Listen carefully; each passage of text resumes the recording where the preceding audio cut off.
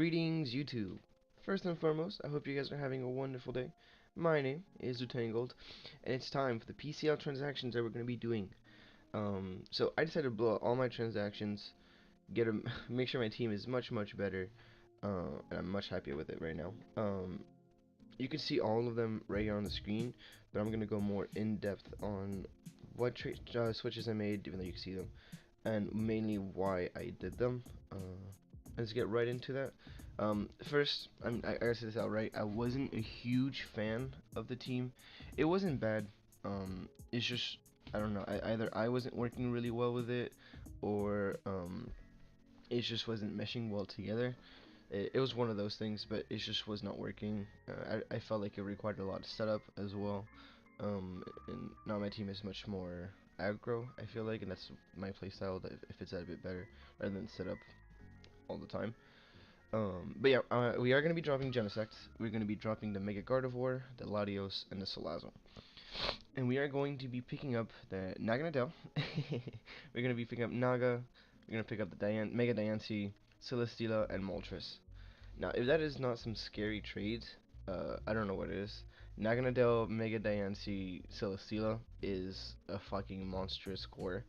Because I didn't like I didn't like Genesect Mega Guard Lati. I felt like, yeah, yes, Genesect Latios was really cool, but with Gardevoir it didn't really do anything, and Latios Genesect kind of needed a lot of setup on both ends to kind of win, with Shivegear Genesect being a thing and Calm on Lati or DD Lati always being a thing as well. They're good Pokemons alone, but setup is kind of required a lot of times, or it's expected, I guess, if that makes sense. So which is why I didn't really, let's make this girl shiny. Which is why I didn't really like it. And then Salazzle, Salazzle was cool, but I didn't want Naga and Salazzle, so I ended up dropping it for Moltres. Yes, it does give me 3 flying types, but why the fuck not, right? So yeah, Genesect, main thing, although it was very bulky, a lot of setup was required, and on my team, which didn't have a lot of bulk already, and my only cleric being Mega Gardevoir, which I hardly ever brought, made it so that I got walled down really easily, and it was basically really hard for me to start setting up and winning games. Mega Gardevoir was just, I felt like it was not a good fit on my team. I thought it would be really good as a great wall breaker, but the doubling on the psychic types with Lati and Mega Gardevoir, they kind of just do the same thing, you know. They kind of do. They're both bulky, especially, and they both hit really strong on the special side, with being almost the same speed of 100 and 110. I felt like it was a bit redundant to have both. Instead, I got rid of both of them. And then I already talked about Salazzle. Why I picked up Naganadel. Do I need to go in depth on why I picked up Naganadel? This thing's a fucking monster, dude. It also gives me a really good speed tier, which isn't something I was lacking of already, but something in between 130 and I believe 113, unless I didn't have that before.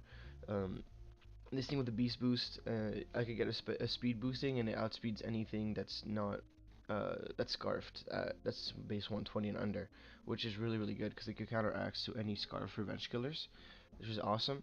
It also gets nasty plot, which means that I could get a special attack boost and get a kill. I could get my special attack boost, get a kill, and get a speed boost, and it's like, well, shit. I could also run Scarf with a speed boosting nature, for example, or with a special attack boosting nature, for example, which makes it so that I could be Scarfed and get my special attack boosts and get a lot of kills. It's a great Pokemon. I'm really excited to bring it to you guys. It's a freaking monster. I know it's without Z moves, and a lot of people kind of shine away when it's non-Z with Naganadel, but it's still going to be putting in a lot of work, in my opinion, and I'm really excited for it. But to get my Mega, I was like, well, you know what? Let me get Mega Diancie, which is still on the board. This thing is a fucking beast. Look at those stats. I know it's not the bulkiest of things, but it still has 110 defense and special defense. Like, That's pretty good. It gives me another stealth walker. Um, because it's something I kind of lacked in my opinion. So another stealth walker is pretty nice. Um, yeah, I mean, and this thing is like a truck, dude. It still has, it keeps a 160 special attack that Mega Guard had, I believe. Yeah, 165. So it still gives me that offensive pressure. It just kind of shifted around the typings as well. But I basically kept the same thing as Mega Guard and Lottie, in my opinion. But yeah, no, this thing hits like a truck. It's still really, really fast. It still gets a lot of setup with Calm Mind and stuff like that. So I'm still pretty excited for that. Um, and I've used Mega Dancey before, and it was like top 3 kill leaders. So I expect this to be putting in a lot of work. Next up, we're gonna go with Silsila. Um, I don't know why this. I know why this wasn't drafted. This was dropped from a previous coach that joined in, and as soon as it dropped, I picked it up because if you look at my team and you look at Celesteela, this thing is a beast. I know, like I said, it's another flying type, which I didn't really need, but at the same time, this thing is so bulky, it kind of resists everything. And then if you pair that with Mega Diancie and Naganadel, it's freaking gross. It also adds bulk that my team definitely needed, in my opinion. I didn't have a lot of, enough bulk, so this really enhances my team, makes it very, very, very thick, and I really like that. Things like Leech Seed is going to be great, and its coverage is also really, really nice with, you know, things like Autonomize and Acrobatics, which also I definitely see myself bringing. So it's basically like a bulky, not as hard-hitting Genesect. If you think about it, with Autonomize, instead of, you know, Shift Gear. But it's still a really, really good Pokemon. I'm really excited for it. I've used this Mon once before, in a league, and I was able to 1v1 a Thundurus with it. Thundurus T. So I'm pretty excited for it. And then lastly, Moltres. Moltres was just, I needed a defogger, basically, is what it was. Um, oop. I needed a defogger, because I was dropping Lottie, and I was like, well, you know what, Moltres is still right here, and I think it's a good thing for me to pick up. Um, I feel like it still meshes with my team really, really well. It still gets things like Will-O-Wisp, for example. It's not as much as a utility mon as Salazzle will ever be, with things like, um, you know, with free toxics and stuff like that. Uh, with corrosion and sub and taunt and fake out and all that stuff. Did you get taunt? You don't. You get tailwind though. That's pretty cool. But I feel like it's still gonna be a good Pokemon. It's also, needless to say, it's gonna be one of my Z-Mons. I had to shift around my Z Pokemon. Before it was Lati Kecleon. Now it's going to be Superior Moltres, and that kind of covers a lot of things my opponents could be bringing. If they, let's say, bring a water, they have like a bulky water type, and I need to bring it, I could Z Superior.